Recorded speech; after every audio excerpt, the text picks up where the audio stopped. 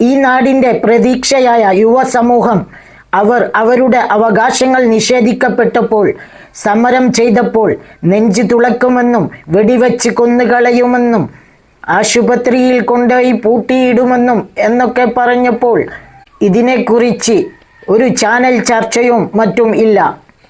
നേരെ മറിച്ച് ഇത് ഒരു തലയിൽ തൊപ്പിയും താടിയുമുള്ള ഒരു മനുഷ്യനാണ് പറയുന്നതെങ്കിൽ ഇവിടെ എന്തെല്ലാമാണ് നടക്കുക? അതിനെക്കുറിച്ച് ചാനലുകൾ എത്ര ദിവസം ചർച്ച ചെയ്യും? അവകാശങ്ങൾ നിഷേധിക്കപ്പെട്ടാൽ സമരം ചെയ്യേണ്ടി വരും. ഈ ഇന്ത്യ രാജ്യത്ത് എത്ര സമരങ്ങളാണ് നടന്നിട്ടുള്ളത്? പല നേട്ടങ്ങളും ആ സമരങ്ങളിലൂടെ നേടിയെടുത്തതാണ്. സമരം ചെയ്ത വിദ്യാർത്ഥികളെ വെടിവെച്ച് കൊല്ലുമെന്ന് പറയുമ്പോൾ അതിനെതിരെ നടപടിയെടുക്കാത്തത് എന്തുകൊണ്ട്? ഇതിനെക്കുറിച്ച് നമ്മുടെ അൻസാരി സൂരി ഉസ്താദ് ഒരു വീഡിയോ ചെയ്തിട്ടുണ്ട്. ഉസ്താദ് പറയുന്നത് ഇങ്ങനെയാണ്: സമരം ചെയ്തവരെ വെടിവെച്ച് കൊല്ലുമെന്ന് പറഞ്ഞ TG മോഹൻദാസിനെ പിടിച്ച് അകത്തിടാൻ ഇവിടത്തെ സർക്കാരിന് കഴിയുന്നില്ലെങ്കിൽ നിങ്ങളെ പ്രതീക്ഷിച്ച് വോട്ട് ചെയ്ത ഞങ്ങളെ നിങ്ങൾ ഒന്നുമല്ലാതെ ആക്കുകയല്ല എന്ന് അൻസാരി സുഹരി ഉസ്താദ് സർക്കാരിനോട് ചോദിക്കുന്നുണ്ട്. സുഹരി ഉസ്താദിൻ്റെ മണ്ഡലത്തിലെ ആഭ്യന്തരമന്ത്രിയായ രമേശ് ചെന്നിത്തല സാറിനോട് ഉസ്താദ് വളരെ വ്യക്തമായി പറയുന്നുമുണ്ട്. നമുക്ക് ഇതിനെക്കുറിച്ചുള്ള ഒരു വീഡിയോ ഒന്ന് കണ്ടു നോക്കിയാലോ? അപ്പോൾ വീഡിയോയിലേക്ക് പോകാം. ബഹുമാനപ്പെട്ട ആഭ്യന്തരമന്ത്രി, ഞങ്ങളുടെ MLA കൂടിയാണ്, ഹരിപ്പാട് മണ്ഡലക്കാരനായ രമേശ് ചെന്നിത്തല സാറിനോട് സ്നേഹപൂർവ്വം ചോദിക്കുകയാണ്, സാർ ഇതിനൊന്നും ഈ നാട്ടിൽ കേസില്ലേ? പല ആളുകളും TG മോഹൻദാസ് പറഞ്ഞതിനെ തമാശയിലൂടെ ഞാൻ അടക്കം അവതരിപ്പിച്ചു. ഈ തമാശകൾക്കപ്പുറം ഒരു ഗൗരവമില്ല സാറേ.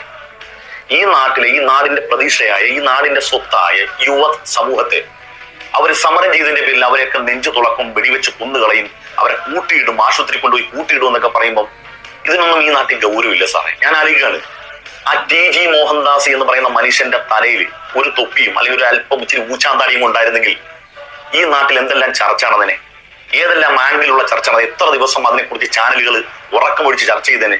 എന്താ സാറേ, ഇതിനൊന്നും ഇവിടെ യാതൊരുവിധ ഗൗരവമില്ലേ? ഈ നാടിന്റെ സ്വത്ത്, ഈ രാജ്യത്തിന്റെ പ്രതീക്ഷയാണ് ഇവിടുത്തെ യുവാക്കൾ. അവരുടെ അവകാശങ്ങൾ നിഷേധിക്കപ്പെടുമ്പോൾ സമരം ചെയ്യുമെന്നത് സ്വാഭാവികമാണ്. ഇവിടെ എത്ര സമരം കഴിഞ്ഞു? ഈ സമര പോരാട്ടങ്ങളിലൂടെയാണ് ഈ കേരളം, നമ്മൾ അല്ലെങ്കിൽ ഇന്ത്യ എന്ന് പറയുന്ന മഹാരാജ്യവും ഈ കേരളത്തിലെ നവോത്ഥാനം ഒക്കെ സമര പോരാട്ടങ്ങളിലൂടെയാണ്. അല്ലെങ്കിൽ ഒരുത്തന്റെ ഔദാര്യം കൊണ്ടല്ല നമ്മൾ ഈ അനുഭവിക്കുന്ന സുഖമൊക്കെ കിട്ടിയത്, സമര പോരാട്ടങ്ങളിലൂടെയാണ്. നീതി നിഷേധിക്കപ്പെടുമ്പോൾ സ്വാഭാവികമായി സമരം ചെയ്യും.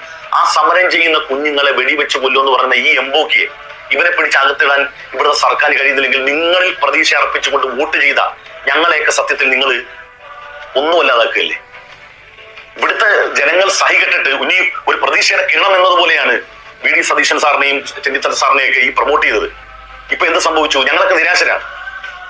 ഇപ്പൊ നിങ്ങൾ ഭരണത്തിലേറി ഒരു പ്രതീക്ഷയോടുകൂടി പലരും പല സമയത്തും എന്താ പറയാ, അവരുടെ മനസ്സിന്റെ ആകുലതകളും വളരെ വേദനയോടുകൂടി പങ്കുവെക്കാൻ പോലും അവർക്ക് കഴിയുന്നില്ല.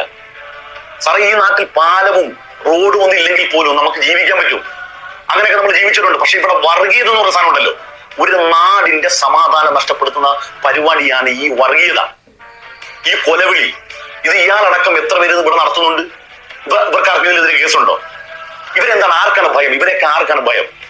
നിങ്ങൾക്ക് ഭയമുണ്ടോ? ഞാൻ ചോദിക്കാം, നിങ്ങൾക്ക് ഭയമുണ്ടോ? ഇവരെ ഞങ്ങൾക്ക് ആർക്കും ഭയമില്ല. അതുകൊണ്ടാണ് തുറന്ന് സംസാരിക്കുന്നത്. ഇത് TG മോഹൻദാസിന്റെ സ്ഥാനത്ത് ഈ വേഷം ഇട്ടുകൊണ്ട് ഞാനാണ് ഇവിടെ പറഞ്ഞെങ്കിൽ ഉറപ്പായിട്ടും എനിക്കെതിരെ കേസ് വരൂലേ? എന്നെ നിങ്ങൾ പിടിച്ച് അകത്തിടൂല്ലേ? ഉറപ്പല്ലേ ചെയ്യുന്നു. എന്തുകൊണ്ട് ഇയാളെ അകത്തിടാൻ കഴിയുന്നില്ല?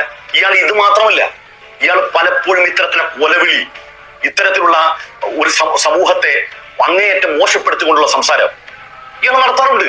ഇയാളെ പല വീഡിയോയിൽ അങ്ങനെയാണ്. ഇയാൾ ശശികല ടീച്ചർ ഇയാളെന്നൊക്കെ പറഞ്ഞാൽ ഇവർ പരസ്പരം അങ്ങോട്ടും ഇങ്ങോട്ടും ഈ വെനം അവരങ്ങോട്ടും ഇങ്ങോട്ടും ഷെയർ ചെയ്യുന്നവരാ.